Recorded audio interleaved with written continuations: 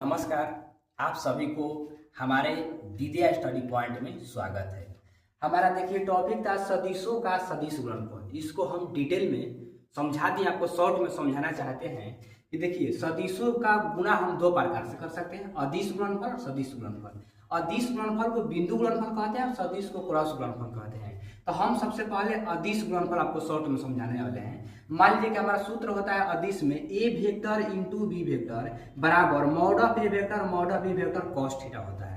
अब इसमें हमारा केस तीन तरह से आता है। जब दो सदिश, मान लीजिए कि ए वेक्टर और बी वेक्टर दो सदिश है और दोनों सदिश जब एक दूसरे के समान जाएगा, मतलब दोनों एक ही दिशा में जाएगा, तो थीटा का मान होगा कितना 0 डिग्री।